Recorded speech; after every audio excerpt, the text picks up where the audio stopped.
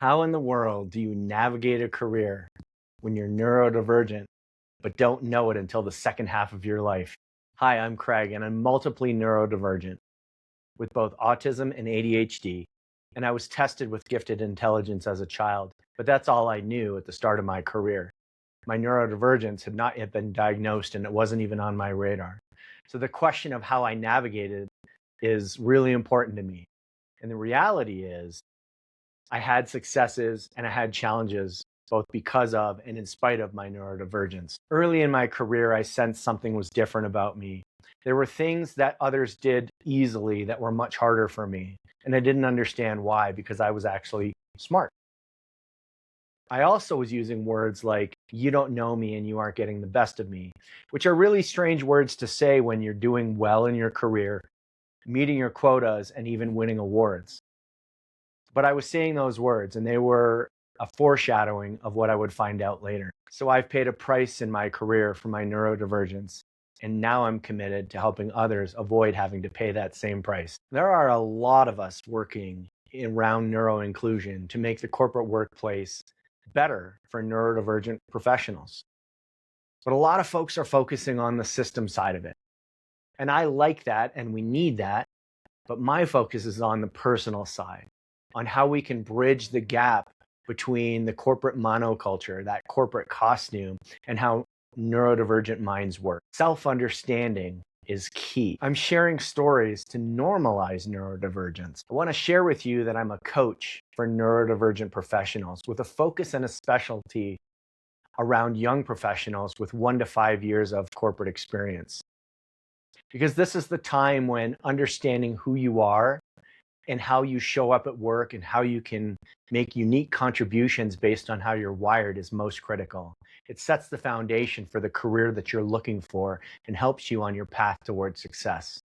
And so I coach people using at least 3 different assessments and become a coach, advisor, mentor, and guide through that early career process.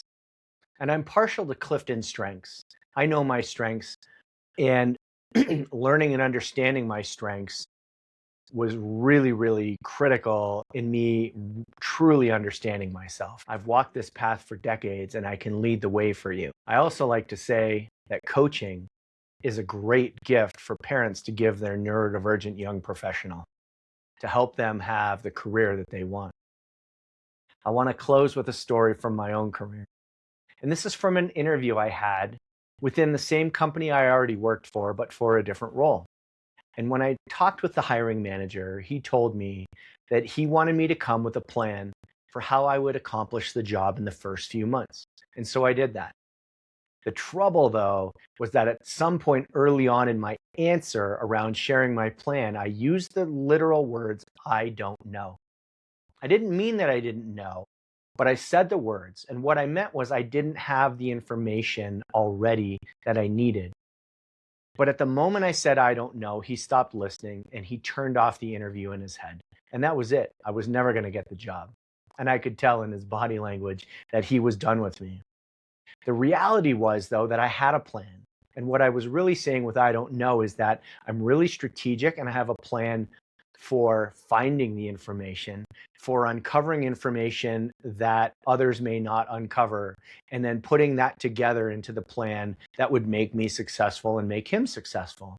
But simply by using the words I don't know, that was enough for him to turn his brain off and shut me down for the role. And I thought I would have done a really good job in that role. And so the takeaway for me is if I had better understood how to communicate my strengths and how to communicate in a way that he wanted to hear, and if I had done a better job of preparing for laying out my plan in a way that he would be receptive to, that would have gotten me a lot further ahead. The reality, though, the flip side of that coin is that this is a really strong example of how neurotypical people expect everyone to communicate and connect in a way that they recognize and are comfortable with. And I used words that he didn't recognize. And so he essentially pushed me away. And until we can have that change, that system-like factor change, then we're going to have to find a different way.